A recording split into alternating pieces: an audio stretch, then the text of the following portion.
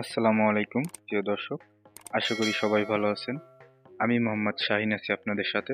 আমাদের আজকের ভিডিও হচ্ছে নেটিস রাউটার কিভাবে কনফিগার করব বা সেট আপ করবো। তো কথা না বলি আমরা সরাসরি মোবাইলের স্ক্রিনে চলে যাচ্ছি। তো আমাদের মোবাইলের স্ক্রিনে আসার পরে আমাদের নেটিস রাউটারটি কানেক্ট করতে হবে। তো আমরা নেটিস রাউটারের পিছনে দেখতে পাবেন একটি পাসওয়ার্ড দেওয়া থাকে, তো সেই পাসওয়ার্ড দিয়ে আপনারা কানেক্ট করবেন। তো নেটিস রাউটারের পাসওয়ার্ড প্রত্যেক রাউটারের ক্ষেত্রে পাসওয়ার্ডই দেওয়া থাকে। তো দেখতে পাচ্ছেন আমাদের এই রাউটারটি কানেক্ট হয়ে গিয়েছে। তো এরপরে আপনাদের একটি ব্রাউজার সিলেক্ট করতে হবে। তো সেক্ষেত্রে আপনারা যে কোনো ব্রাউজার সিলেক্ট করতে পারেন। তো আমরা আমাদের ক্রোম ব্রাউজারটাই সিলেক্ট করব। তো ক্রোম ব্রাউজার সিলেক্ট করার পরে এখানে আপনাকে ল্যান আইপি টাইপ করতে হবে। তো ল্যান আইপি হচ্ছে 192.168.1.1।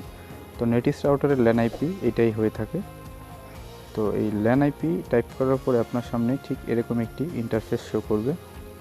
তো ইন্টারফেস আসার পরে আপনারা এখানে দেখতে পাবেন PPPoE, এই যে নামের এই অপশনটা দেখতে পাচ্ছেন, এইখানে আপনারা ক্লিক করে দিন। এরপর আপনাকে এখানে দেখাবে ইউজার নেম এবং পাসওয়ার্ড।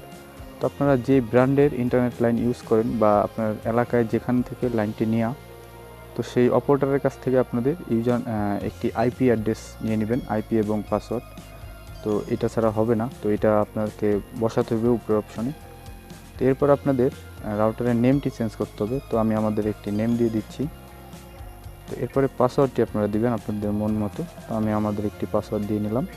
তো এরপরে এখানে দেখতে পাচ্ছেন নিচে সেভ নামের যে অপশনটি, এখানে ক্লিক করুন। এরপর আমাদের মোটামুটি কাজ কমপ্লিট।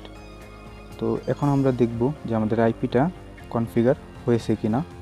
তো সেজন্য আমাদের এই রাউটারটি কানেক্ট করতে হবে।